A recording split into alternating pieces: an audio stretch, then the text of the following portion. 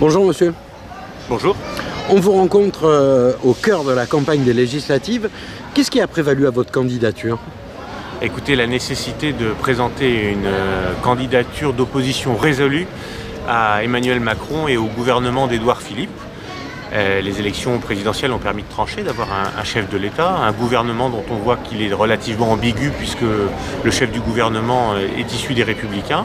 Et je crois que pour que la démocratie fonctionne, il faut avoir une majorité, mais aussi une opposition résolue sur laquelle les électeurs puissent compter pour les défendre et proposer un projet alternatif à celui porté par la majorité. Alors bien qu'un député soit un élu de la nation, quels sont les grands axes de votre campagne pour cette circonscription? Alors vous avez bien fait de le préciser, c'est avant tout un élu national, mais les politiques nationales ont un impact, je pense particulièrement à la politique de l'immigration. Vous savez, quand vous allez sur les marchés de Cuers, de Pierrefeu, à Leval ou à Brignoles, on voit bien qu'il y a une population étrangère importante qui refuse de s'assimiler et qui vient avec sa culture sans aucune volonté d'épouser nos cultures. Donc je souhaite, comme député, m'opposer résolument à la politique migratoire d'Emmanuel Macron, qui est allé voir Angela Merkel pour lui dire que la France n'avait pas fait sa part de travail et que nous devions accueillir encore plus d'immigrés.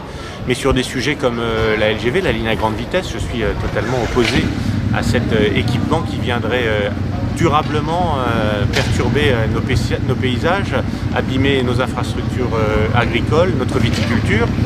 On a aussi à réaliser aujourd'hui une grande amélioration des centres urbains. Je pense à l'une des communes emblématiques de la circonscription Brignoles, où la rue principale, l'avenue de la République, à 18 h le soir est vide et bien souvent livrée aux barbus qui envahissent le centre-ville. Les maires qui se sont succédés, le dernier était Madame Ponce, députée qui ne se représente pas, puisqu'elle avait d'ailleurs plaidé coupable pour des malversations financières, ont abandonné et n'ont jamais aidé la revitalisation indispensable de ces centres-villes. Alors au niveau national, il y a un thème récurrent au sein de votre parti, c'est l'euro. Quelle est votre position par rapport à ça? Bon, écoutez, c'est très simple, ça ne concerne pas l'Assemblée nationale. L'euro, c'est les traités européens, et les traités européens, c'est la politique du chef de l'État. Mais les députés pourraient avoir à en discuter. Non, du tout, puisque c'est les traités. Donc c'est le gouvernement éventuellement qui serait amené à renégocier un traité. Emmanuel Macron a clairement indiqué que ça ne faisait pas partie de sa politique, si ce n'est pour créer un gouvernement de la zone euro et donc un impôt supplémentaire. Donc ça n'est pas un sujet pour les parlementaires. Alors au dernier moment, c'est peut-être la saison printanière qui veut ça, on voit des candidats proches des idées du Front National qui naissent, qui apparaissent. Comment... Alors, vous avez dans la circonscription 15 candidats. Je crois que c'est la nature de la démocratie d'avoir des gens qui ont envie à l'occasion d'une élection de s'exprimer un instant, d'afficher leur visage dans la circonscription pour des raisons ou personnelles ou politiques. Ce qui est important, c'est que de se rappeler, c'est que les élections législatives permettent d'élire des députés qui doivent s'inscrire dans un groupe politique et avoir une ligne de conduite nationale.